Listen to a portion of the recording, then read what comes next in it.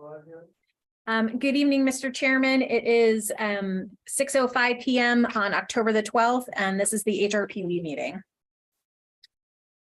I'd like to call this meeting to order Wednesday, October 12th, 2022. The Historic Resources Preservation Board regular meeting. Can we get the roll call, please?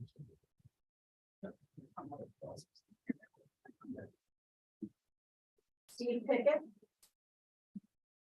Chip Guthrie, Bernard Guthrie, Robert Lorenzo, Present. Jamie Foreman, Here. Adrian Hines.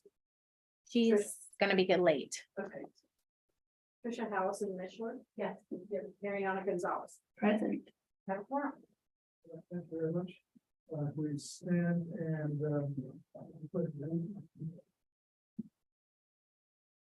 Allegiance to the flag of the United States of America and to the republic for which it stands, one nation, under God, indivisible, with liberty and justice for all. we have the additions, deletions, and ordering. No. We don't. Just a note that we do have a departmental report at the end. Okay. And the new business, the new business is not being heard from you, is that right? That is correct. We will need a motion on that particular one to continue it At the time. at the time. At the time, because we need a motion. It's an advertised quasi judicial hearing, so we need a formal motion on that item. Okay, so I'd like to call for a motion to approve the agenda. That's right. Oh. Make a motion to approve the agenda. Any conversation, no comments, all in favor? Aye. Aye. Okay, and then we have minutes. Today's, We do not have minutes, but get ready for the next one.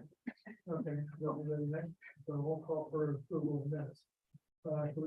We need swearing in of staff, if you think. Not really- We don't, because it's not a quasi judicial item. Okay, we got the publication for both of these. No consent, public hearing, board disclosures, okay, because I don't even think we need board disclosures because we're talking about an ordinance. Move on to new business, I'd like to entertain a motion to is it to postpone this or To continue it, to continue? Continue to, November 9th. okay, I make a motion regarding project number 2200100335. To continue it to the November 9th meeting. Motion by Mr. Lorenzo, a second. Second. All right, and, thank you very much. Any discussion, all in favor, aye? Aye. Aye. Any opposed? All right, on to, this is gonna be a long meeting tonight. Ordinance 2022-20, consideration of an ordinance amending chapter 23, land development regulations. If Can I you'd go like, ahead the and- city attorney can read the title of the ordinance.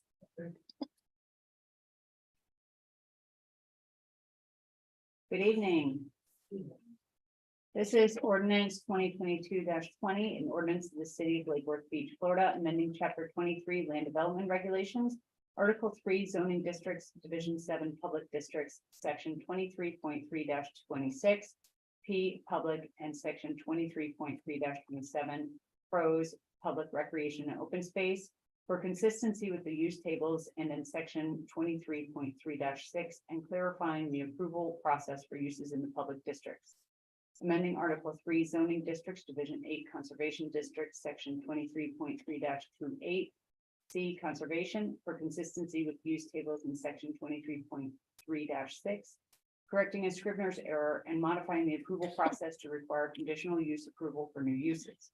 And amending article 3 zoning districts, division 1 generally, section 23.3-6 use tables, by removing the P, pros, and C zoning districts from all use categories in the use table except from the temporary uses category, and providing for severability, conflicts, codification, and an effective date. So Erin Sita for the Department of Community Sustainability.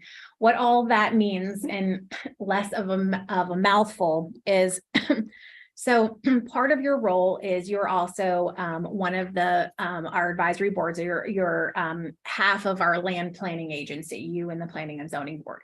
So this is why you're hearing this ordinance. So as in the way that our use or land development regulations are constructed is we have regulations that govern zoning districts, which is where you place buildings, and then we have regulations which govern uses. And every zoning district has a list of permitted uses. And then there is a use table that then goes into like more specific detail, breaking down whether a use is permitted by right, whether a use is an administrative use, or whether a use is a conditional use. In your role on this board, you will hear cases for conditional use permits that are in the historic district. These are uses that are likely or are considered to be consistent if they meet a certain set of review criteria or standards.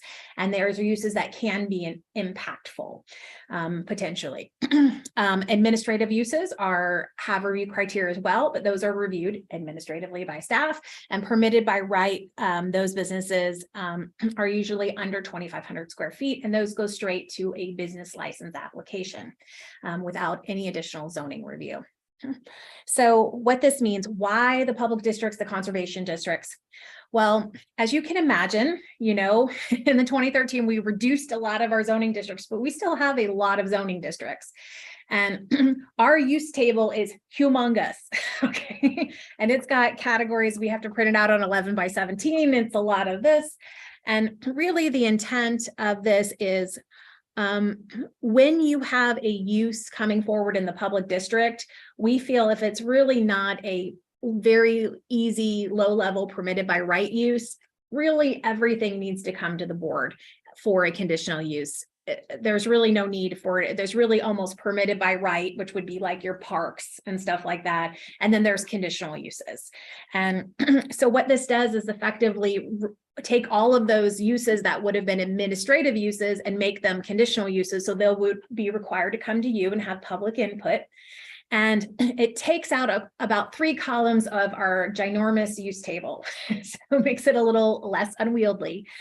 And if you look in your ordinance you can see here that what we've done is we've added a lot of, you can see kind of the construct of a district. So you always have the intent, and then you have the use restrictions, right? And then it says principal uses permitted as, and you can say, you see it used to say either administrative or conditional. Now it just says conditional. This is on page 2 of your ordinance at the bottom under P. So again, we're enhancing the level of the review. And you can see that there's groups of uses like office uses, institutional uses. And then there's other specific uses that would be in this district, like a cemetery or an outdoor market or a power generation facility and substation, right? Like those are your public uses.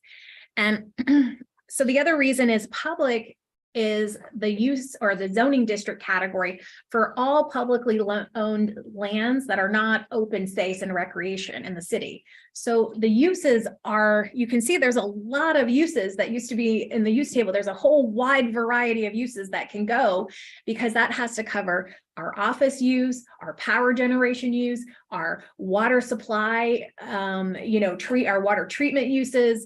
Could go with a community center or the new education foundation facility that you guys heard.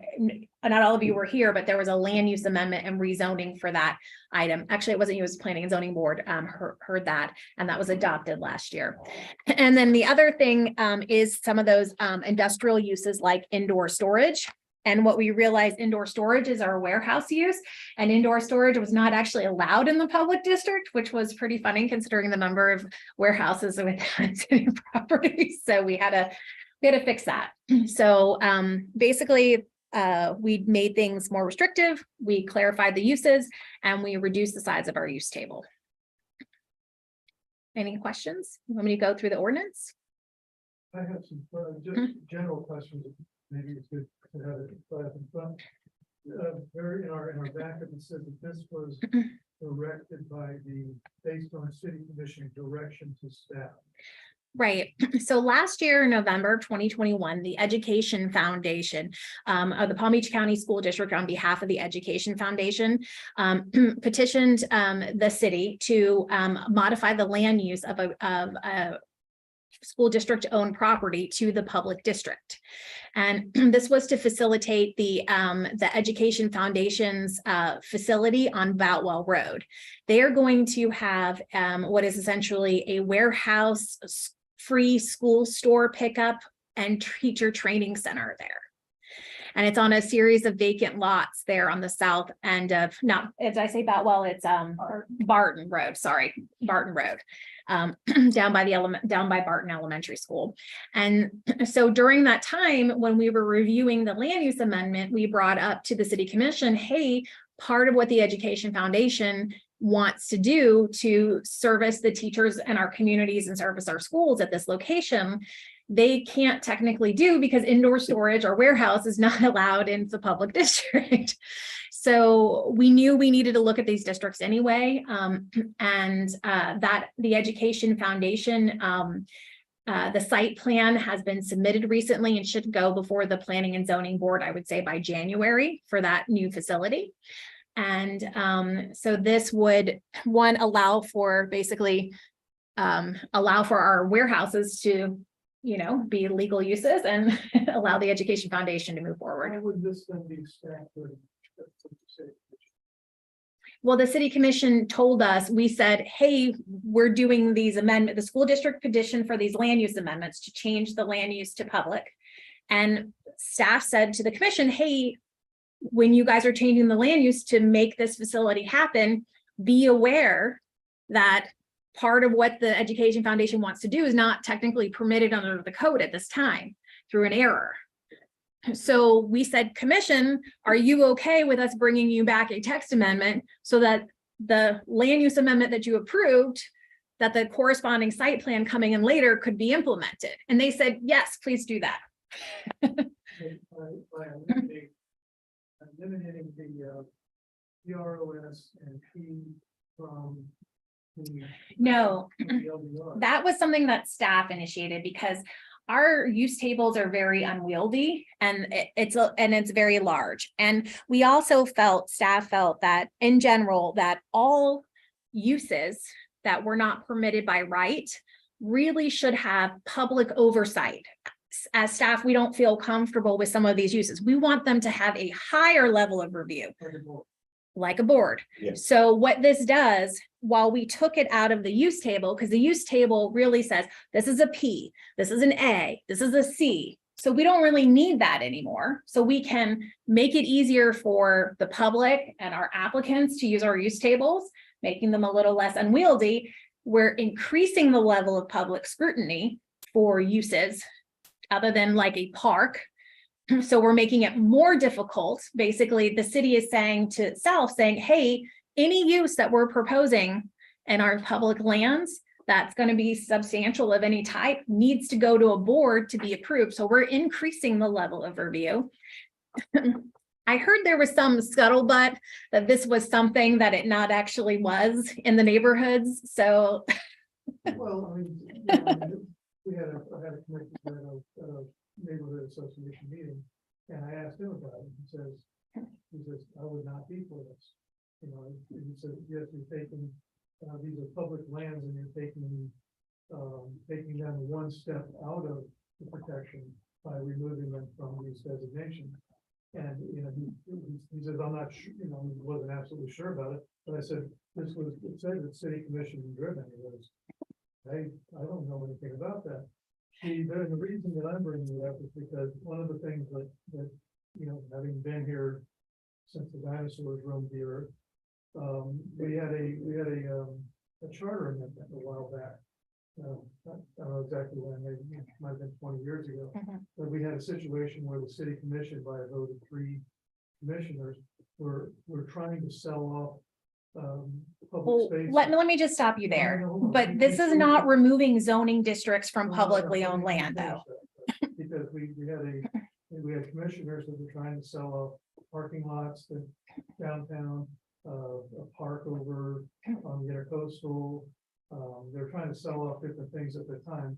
And we got enough petition signatures and everything else between them as a charter amendment, which is, it's a very high level to get to a charter amendment. Absolutely, and all of those requirements are still in place for the sale of publicly owned lands. There will no longer be a publicly owned land because you're taking PROS. No, No. that's not what we're doing. What you're talking about is removing publicly owned lands from the zoning map.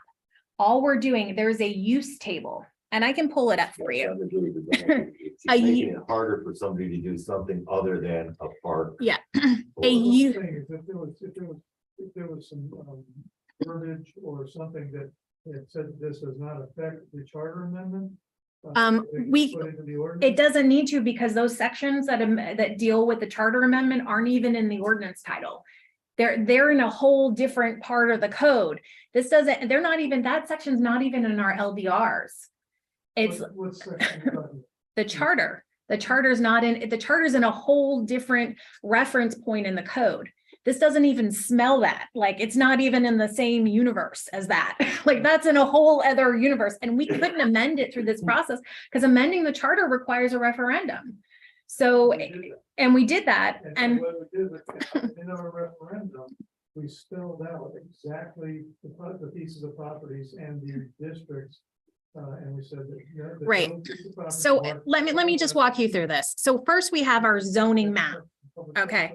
Right, we have our zoning map, right? So this assigns the zoning district, right? So these are Ps. We are not amending the zoning map. So you see where this has a P? Okay, so now we're gonna go to, You're not removing the Ps from the zoning. map. no, sir, absolutely You're not. Removing PROS from what? We're not, Usage. the use table. This is the difference. Yeah. So under the zoning districts, there's two places. So all the zoning districts on the map, so every property will retain its own zoning district. We are not changing the zoning of anything. All we're doing is we have a really gigantor use table, right? And this is a tool that is used by the public. And this is what it is. It's really hard to use because you have to go this, and it's hard to see. So we're going to take these columns out. Okay, so this says accessory mechanical equipment is a P. Well, that's obvious. Okay. But you can see all of this stuff here. It's just really not needed because what we're going to do instead here, if you go to the public districts, so it may not be on this use table, but you'll go to the public district and it says principal uses, and now it will say permitted as a conditional use. So we've increased the level of review. So if you are in your publicly owned land, which will remain a P zoning, we're not changing the zoning on the map. So you're like, I'm on a public property and I am the electric utility and I want to add another light utility facility, right? Maybe under a certain size level before, staff could have done an administrative approval, right? No longer. That now goes to the board. We've increased the scrutiny for what the city is doing on the publicly owned lands. We have invited more participation, more notice, more public into our public lands. This map here of what the zoning district is what it is. So all we're doing is this use table is just breaks down the specific uses. A lot of zoning codes don't have use tables. As a use table is something like a handy dandy thing, but it is not a required component of an LDR. Most use tables or most uses are in the zoning districts themselves. And this is a more typical format. And especially for complicated districts like public, because it's weird, it's easier for staff just to be like, just go to the board, get the public input, unless it's a park or something really easy, you know, like what are permitted by right. Parks and open space. Parks and open space are permitted by right. Yeah. So basically, if it's not a park or it's an open space, they're gonna come before the board. And there's gonna be a legal ad, there's gonna be a 400-foot notice now, right? So you want to do a new use on a property. If it was an administrative level use, staff would just do it. There would be no notice. Now, if they want to do something, anything that's not basically a park or an open space. Now, everyone within 400 feet is going to get a letter, come to the hearing, you know, so. Give me an example of something that came before staff administratively that was uncomfortable for you to approve, you know, like in a park or at the electric, you mentioned park, the electric utilities, or even the school. So I think it's a philosophy. I think it's a philosophy. We feel like public uses should be reviewed by should have public input on publicly owned land. So unless it's really, really benign, like open space. Two, this allows us to have kind of community facilities such as ballrooms, nature centers, community gardens, things like that. Those uses, like a community center, we didn't have a place there. Sometimes we have community facilities, but we don't have the exact word for that community facility. So It'll be like that. it could be like Hatch. Well, Hatch technically, right now, doesn't have a use in the use table. But what would that be? I guess it means wrong for zone. It's zone public. It's zone public. The zoning doesn't change, but I don't have a little line in the use table that I can match up that with everything that Hatch does. Hatch is a community facility. So Patch wants to change whatever they're doing, they're gonna come from the board or If- the zoning board. Well, if a new Hatch were to come in a new location, they would, This one wants to change. as long as they're a community facility and they're operating within that general confines, like, I don't know how they would change what they're doing other than offering programs or whatever. But let's say they wanted to start Restaurant. a restaurant, right? Then yes, they would have to come to this board if they wanted to add a restaurant. But that's not a benign change. I think it's more than a park or open space, and I think probably the public, especially our public, want to know everything, you know? Last time we were giving out a little talk, and there's issues with parks. When you have a city park, you are allowed to have rules. You're allowed to regulate the parks and have an opening and closing time. If that becomes just a public space and it's no longer considered a park for usage, then therefore it's public space that can be used 24 hours a day by anybody who wants. So that doesn't have anything to do with this, and I don't know what that means, honestly, and I don't know why a park would ever not be considered to be a park. So that's something you might want to take up with the recreation director. Yeah, it's not a zoning issue. So you can't do anything in a public space. If it's public space, you cannot enforce ordinances. And if all those areas, Captain Bear does not enforce ordinances, he enforces state law. I'm sure if Captain Baird told the city commission that they needed to do another specific use approval or whatever, I mean, I don't know all of that, but I think that that's a whole separate conversation in this, and I don't have any background or knowledge on that, and I would be just totally. These are the questions that I want to start asking. Yeah. people, What is the significance of changing, eliminating these categories in there? These were the questions that came up. Charter amendment, because it's not addressed, the way that the parks are treated now, there's been scuttlebutt out there that somebody wants to remove the prohibition from people sleeping and camping in parks and public spaces. And all of a sudden, right, this comes this thing where we're changing, taking parks out and taking PROS out. And But we're not taking them out. That's the thing. We're actually making things more difficult for the city. And I think that that's the confusion that's out there as people see, well, we're taking them from the use table. It seems to be there's a very false, mistaken, erroneous, incorrect thought that we are somehow dezoning. We are not dezoning or removing a zoning district. I'll give you that. But, I mean, maybe when William Waters authored all of these, where he has the use tables and he has the LDRs and he has a comprehensive plan, and I think it said it's removed from the comprehensive plan.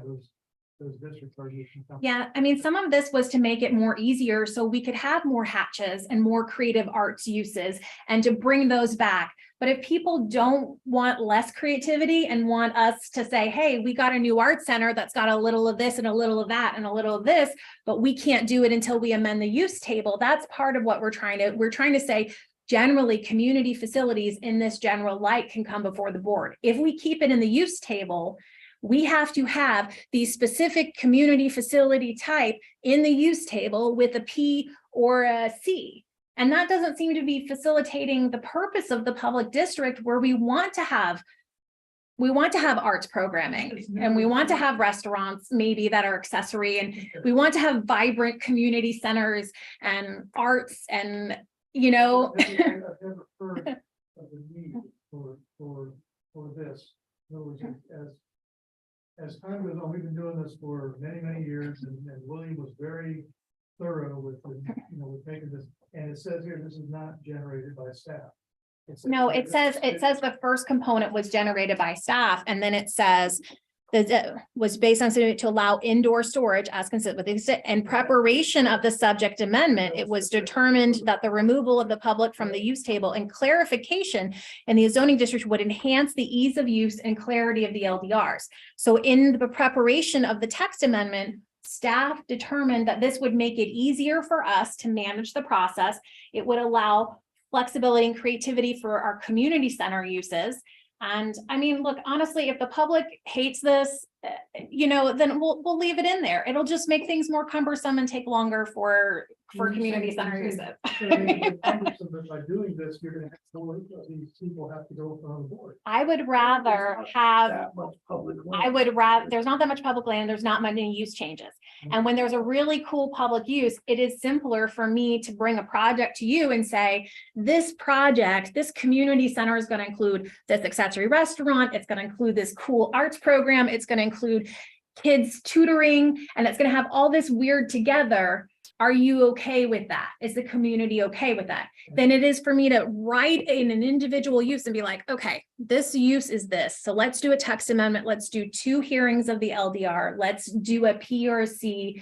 Do you know what I'm saying? Like, to amend the LDRs is a 3 hearing process. To bring an item to you that is something, maybe a unique public use, is a 1 hearing Okay, process. can I ask you a question? Sure. Please. I just a minute. It's Please. just one sec. I just, Hello, Tricia Mishler. Okay, I don't want to yell. so I don't feel like this too loud. So you bring up great points because you're making my brain fly. But I've heard no scuttlebutt, just so you know, but everyone's scuttlebutts to me. So here's my question. Mhm. First off, we're going from making it an admin action to a board action. How many of these are you gonna now bring to us? Like, what's the total? Like, in a quarter, in a year, how many admin numbers do you do that are now gonna roll here? 1, 1 a year? maybe. Maybe. Okay, so there's let's wait, hold on. So let's just, and it could be a big one, who knows, right? Could be something, who knows? So when you first read it and now you explained it, when I see it in my mind's eye without any extraneous, it just looks to me like you're cleaning your system up. Yes. And you're coming more in line with what other cities do in the area as a standard. It's just a different standard. So Okay. a lot of cities, we have our uses in 2 places. We have them in our zoning district and in our use table. What we're saying is we don't really need our uses for this zoning district in the use table. Okay. Especially because some of our community uses and our other things, we're able to describe them more generally and then bring the specific, iteration of a community. And a lot of this was driven by the community center use. Right. We had a CRA project that wanted to do a community center. And we were like having trouble defining a community center, what components of the community center. Some people of the public may be okay with a community center that does this, but not a community center that does that. Right. And we decided that when we do on an occasion have a public use change, it's easier and more desirable to get more public input and feedback than less. So, I love the utopia thought process on record, right? So, but at the same time, to lean in on your statement is, this has been a process that's it's been going and working. And I'm wondering, in your timeframe of doing this, it sounds like there's been some issues where admin doesn't want to push the button and say, yes, you want public input? Is that what I'm We hearing? want Like- public input on public land. So, so if it remained an admin action, could you still ask for it to come to the board without changing it? No, Is that an option? no, Okay, I didn't know process. on because that, we so- would, we have the authority to approve it. So Okay, we would just approve it. okay. So it wouldn't be something like you come across something and you're like, I know this is our power, but I'd like the board to see it. If there's something that's really extreme, but really a lot of this also had to do again with that thought of defining a community center. And this was something that, there was what is a community center? There was a use coming in on one of the properties to the south where somebody, I can't think of the nonprofit, was coming in to rent a space from the city and renovate it. And it's, I think, for the children. Probably For the children, Probably, yeah. yeah, I believe it was. And so they wanted to do an assembly space and a something else and a something else. Well, Sure. not everything was exactly the way that they were proposing it in the code. So to have kind of a general community center use allows us to bring that to you and say, so we had an issue with that. Another issue we had was, How is that one resolved? well, it's still, they have to formally submit and come back and process. But if they submit, depending on what they submit for, they're going to have to basically, we're going to probably have to do another text amendment to allow that use and make up that use for them and bring that specific use forward. So this kind of gives us a little bit of flexibility in creating a more umbrella. But by creating an umbrella for specifically our community facilities, which is where we're getting the most, weirdness, I guess, is the only way to say it, is because different nonprofits do different things and have different services. And then even looking at something like the Benziton Center, like how cool would it be to have a community facility where maybe there's an art nonprofit that comes in and wants to do something specific that would normally be allowed. Don't we already hear those all the time? If it's a historic district, obviously. Not if it's an administrative use, you wouldn't. If it's a lower level, and if it was too odd and it didn't fit in one of our exact categories, as opposed to kind of this additional community facility section that we added. Because we said community facilities such as community centers, nature centers, that allows us to bring things of that ilk to you to discuss. And that's honestly where we're looking to bring that discussion forward.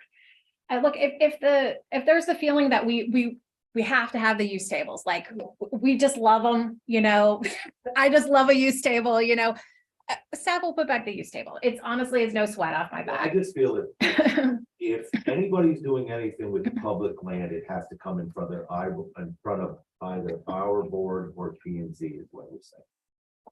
I don't see it. And we can, Honestly, I don't if there's see a it. feeling, I mean, Chip, if you're like, What is eliminating from the use?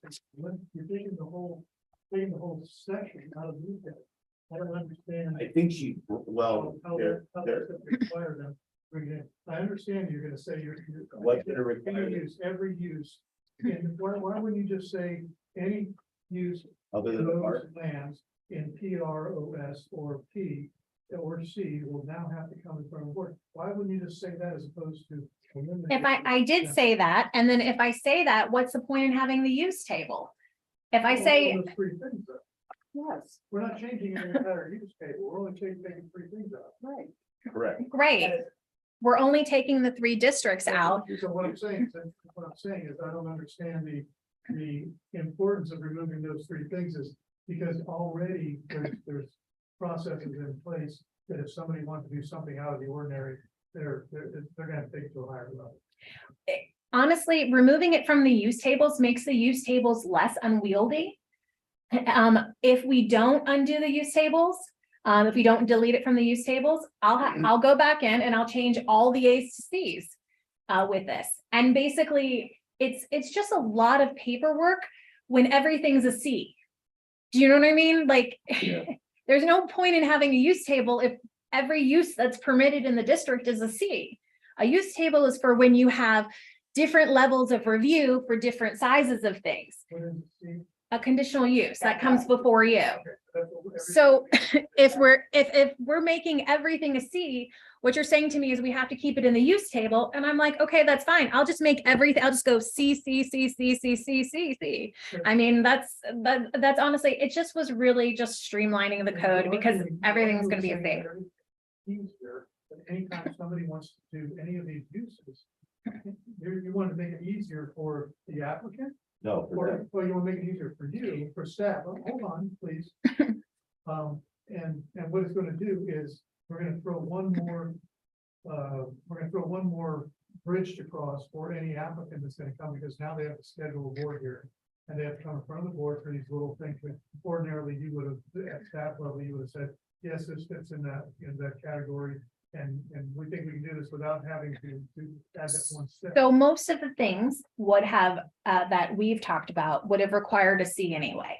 Okay, it's a very few uses, like for example, a government administrative office. So if we're gonna add new office space somewhere, then that's gonna be an item that we're gonna bring forward to you all.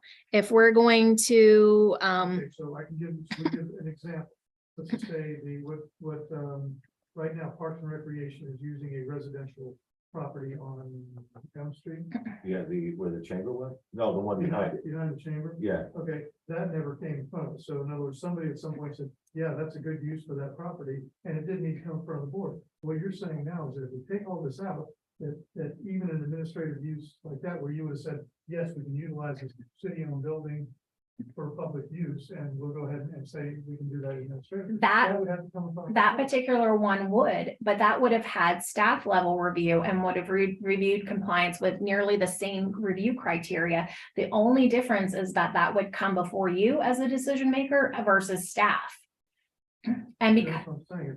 There's some things that are no brainers and that's that's what I'm trying to pick out as examples. I would like you to, I'm listening to the example of the educational foundation with it on Barton Road, that they wanted to use warehouse space on public land, and therefore it's not one of the uses. It is not a permitted use, so therefore would they be able to come in front of a board, say, can we go in front of the board and ask if they will? no, what we'd have to do is we have to amend the use table. We have to amend the zoning district. And doing so, what we realized in the review is that there is a lot of wasted space in that use table. I mean, honestly, for those three districts, especially for the conservation district, because in the conservation district, almost every single use so when we have a use in the use table, that column transfers to every single use column, industrial uses, vehicular uses, medical office uses. None of those things are allowed in the conservation district. So it's a whole lot of blank real estate. And it makes printing it out and using it for people, it's just kind of a waste of a column, honestly, is a good example for the conservation district, right? It's a whole lot of wasted real estate where basically everything's already a C or it's a P, right? It's either conservation or it's an accessory kind of thing.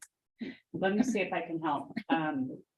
So this ordinance does a few things. One, it expands the uses that are allowed in the specific zoning district so that they are broader and allow some discretion by the board that's hearing those uses, so they can look at the specific project under the bigger umbrella of the use category and what might be proper and acceptable in that use.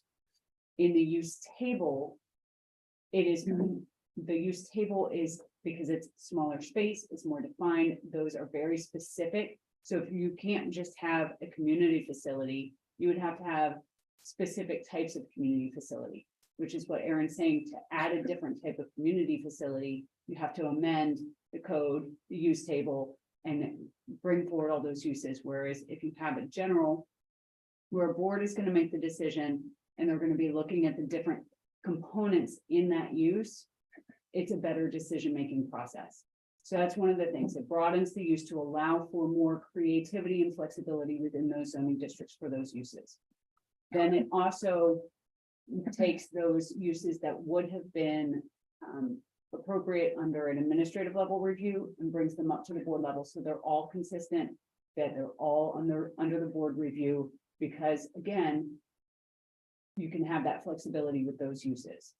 And then because the flexibility is there in the text, and it's really hard to translate that to the use table.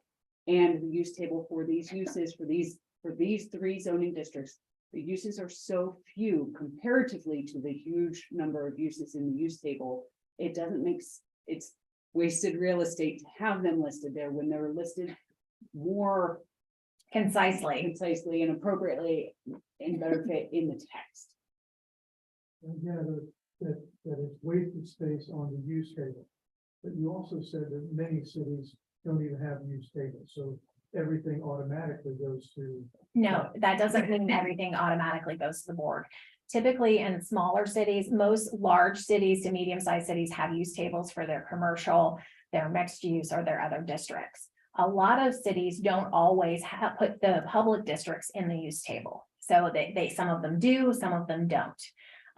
You are not required to have a use table in your LDRs. You can simply list your permitted uses, which a permitted use could be permitted by right, could be permitted with administrative review, or could be permitted with conditional review in your zoning district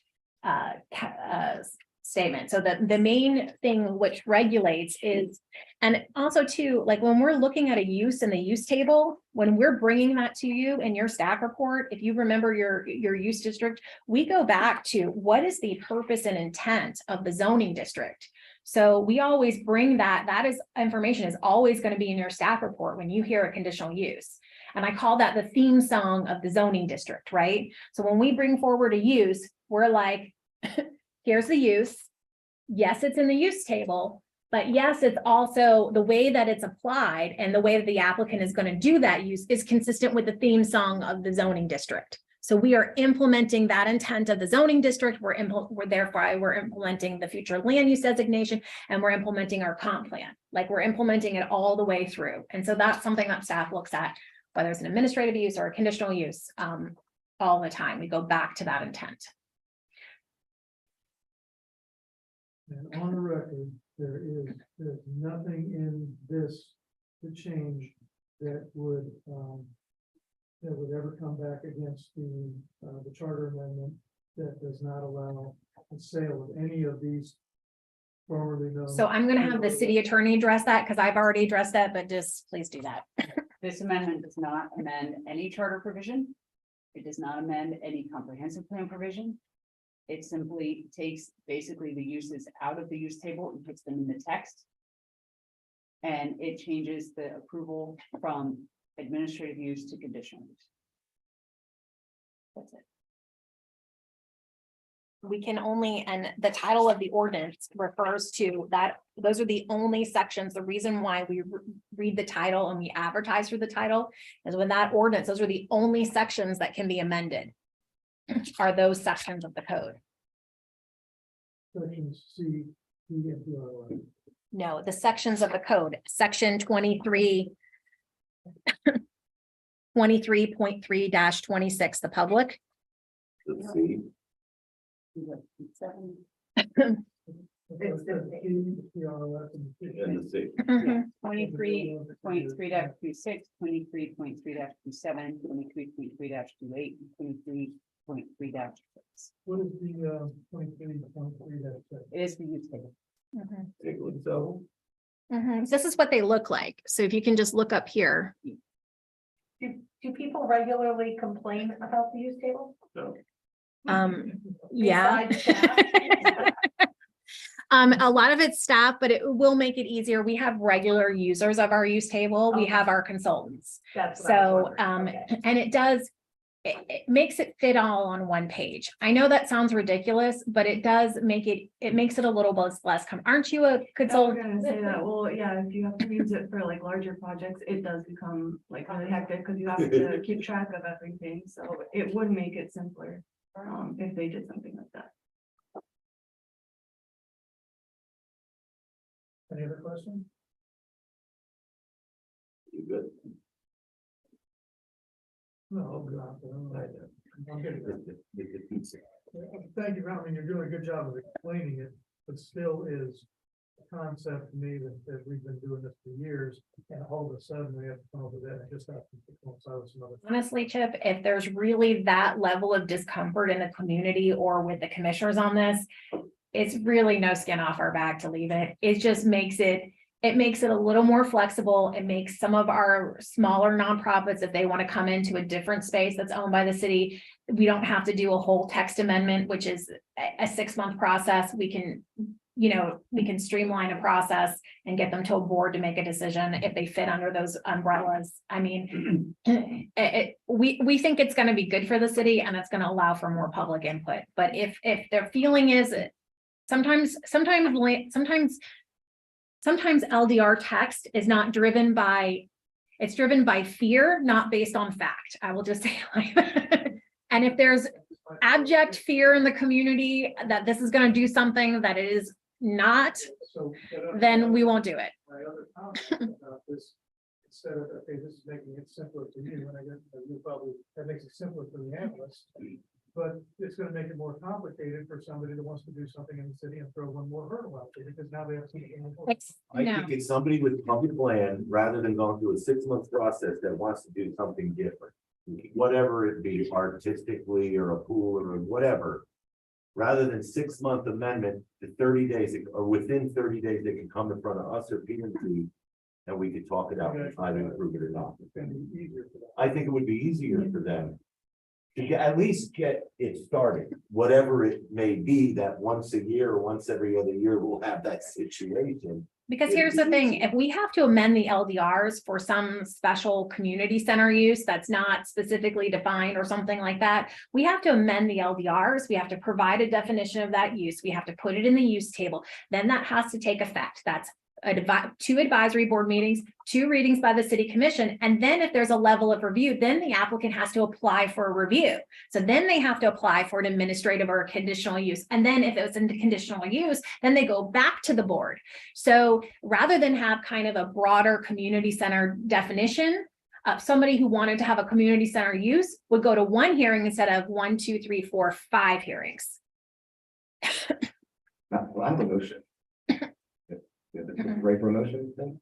Sure. Yeah, all right, I move to recommend to the city commission to adopt the proposed land development regulation text amendments included in ordinance 2022-20. Second. Motion and second, any more comments? Or anybody, public? All in favor? Aye. You don't have to vote in front. You're not going to hurt my feelings. I will still adore you to pieces. Okay. I always appreciate a robust conversation with you. You can vote against it. It's not going to hurt me. Okay. So that's It's-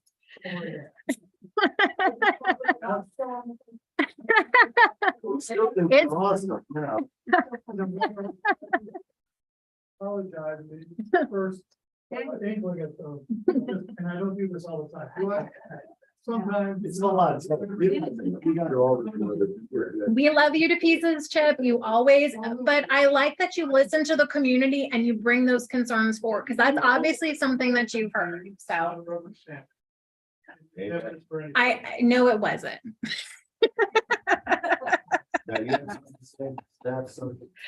Oh, yeah.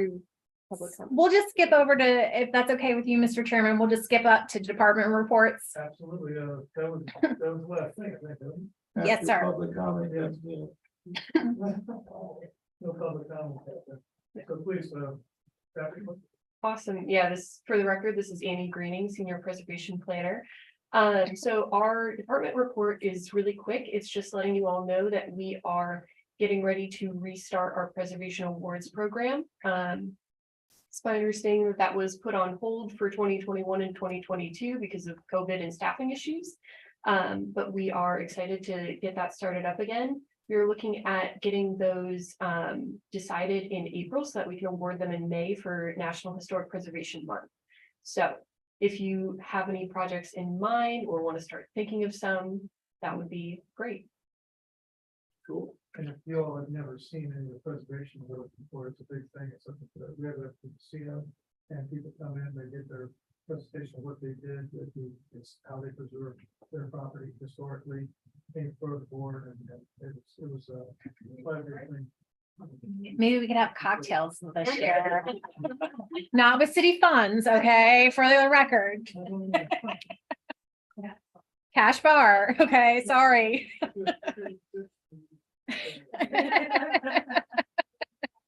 Yeah.